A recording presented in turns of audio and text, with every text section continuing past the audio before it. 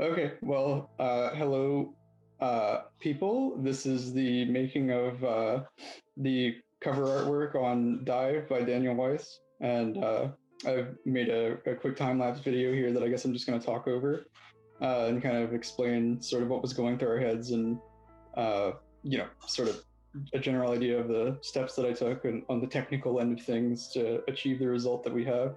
So I'm just going to hit play here and get going.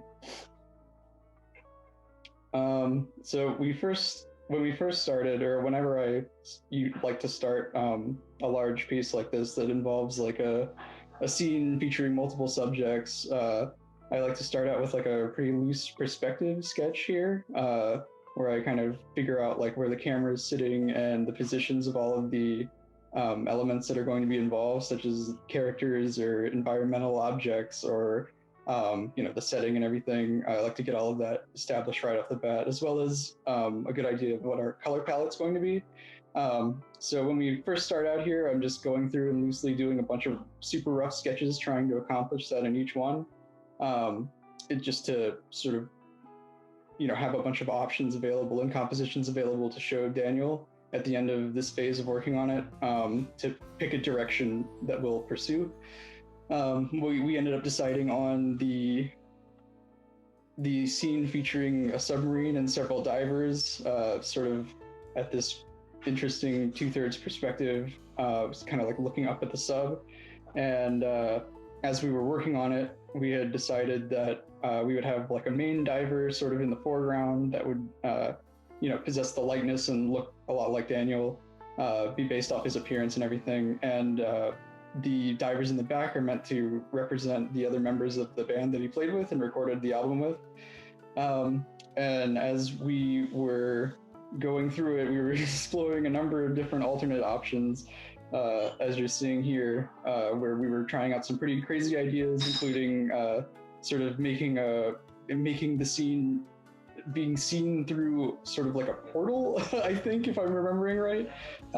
And at one point we had decided to try having like a bunch of water and all of the stuff gushing out of the portal, which is what I was just working on there. But that ended up being way too busy and unfocused, so we decided to kind of discard it and get back to this main setting that we had sort of initially arrived at.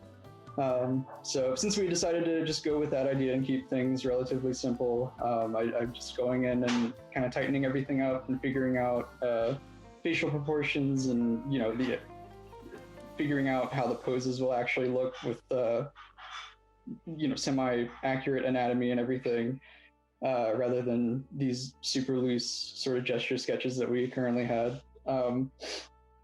One thing that I tend to do, I guess, when I'm drawing people, or I guess animals too, is I end up kind of going in and kind of figuring out where all of the muscles and anatomy and everything lie. And I might do that a little bit too much. There might be kind of some time wasted on that in my work process, but that's just how I work. So, and I guess actually that kind of benefits in this situation because the characters aren't really covered up by like a lot of like loose clothing, so some of the anatomy still kind of shows through and benefits the overall composition, just because the clothing that they're wearing is tight and you can see the muscles and parts of their body or whatever, just by virtue of the clothing being tighter than normal clothing would be.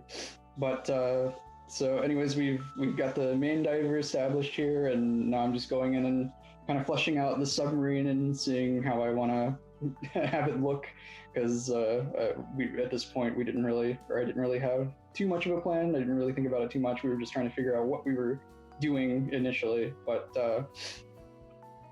we've got both the main features taken care of now, which is the main diver and the submarine. Their designs are pretty solid at this point. They're pretty solidified. So I'm just going in and beginning the painting process, which I enjoy starting out with some silhouettes here, just flat silhouettes, which I then use clipping masks, if anyone's familiar with Photoshop, to kind of have all of the extra details in painting fit inside of, so I don't have to worry about like the edges getting muddled or going outside the lines, so to speak. I can just kind of work really loosely and freely within a silhouette without worrying about it being like getting crazy loose and sloppy. It's always just kind of tight.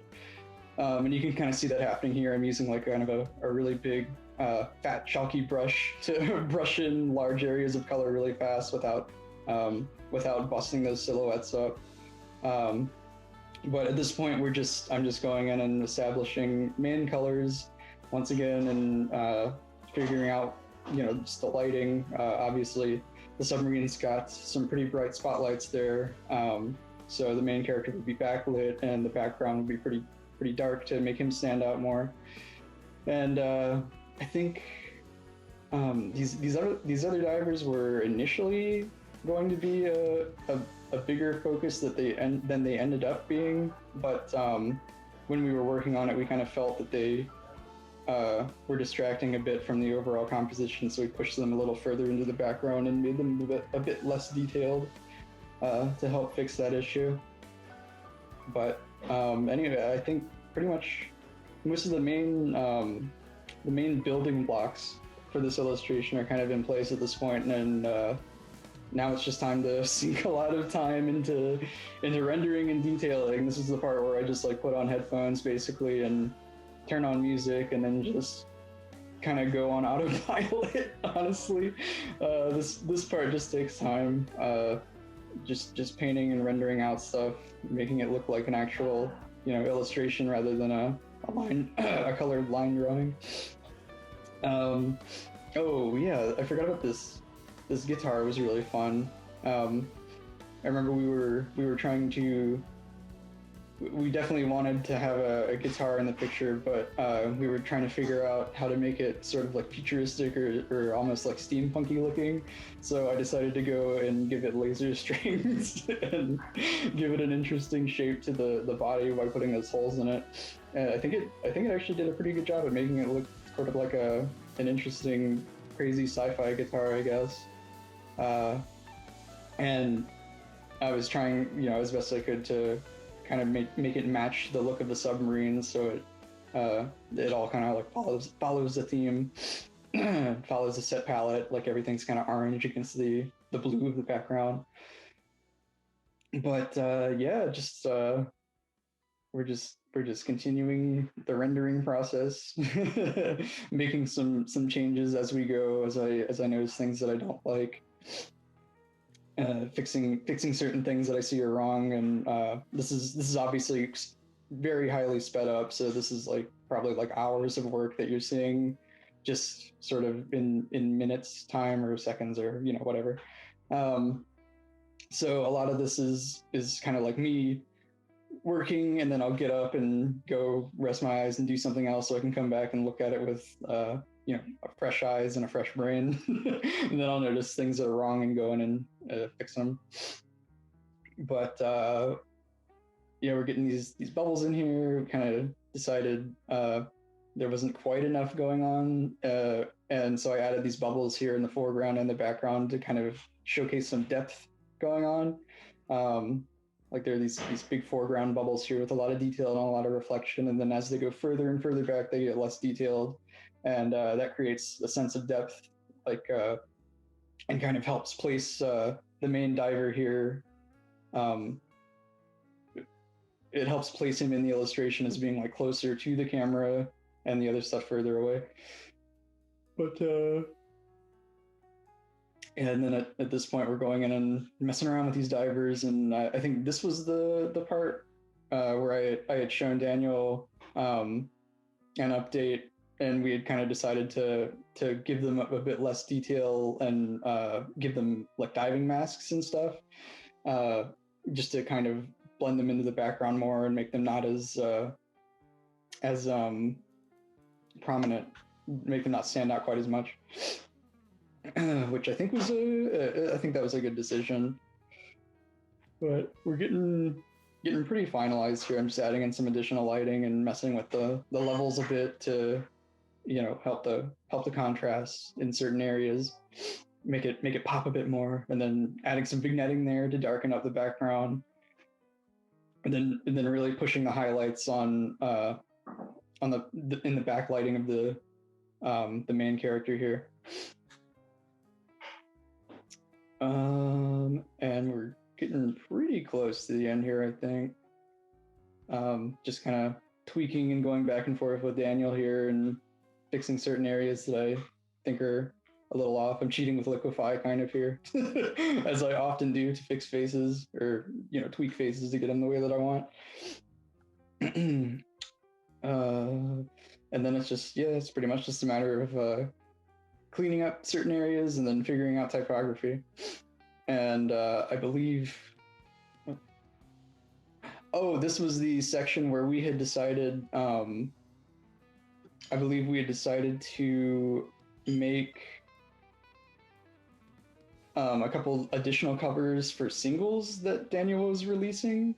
So I was just, we decided to kind of crop out sections of the full illustration to use for that purpose as more or less like little teasers for the full album's release. That was a really interesting idea, and I think it worked pretty well in the end. I feel like that was a pretty decent way to build up some excitement or whatever to see the full illustration. So good idea on Daniel's part. And yeah, we were messing with the typography a bunch here too, where previously it was kind of just the album cover was kind of front and center and in plain text, but I think Daniel had decided that he would have liked the typography to be sort of worked into the background somehow. So we played around with having a stone slab down there and have it carved in and glowing. But I think we eventually settled on just having it written into the sand down here with some glowing, wonderful stuff coming out of it to make it stand out and just look cool. And I think that was a pretty good decision. I like the end result. Oh, and at this point, I'm going in and sort of cutting out certain parts and painting under them for the animator. This was sort of new to me.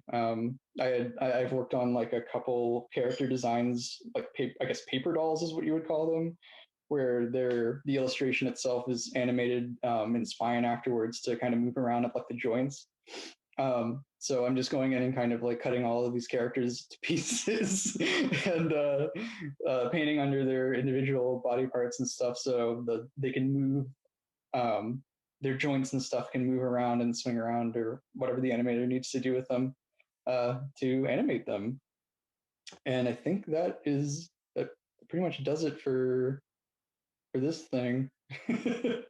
So yeah, that's the album. I'm very satisfied with how it's turned out. I'm glad it's being received really well, and I'm glad that Daniel's happy with it.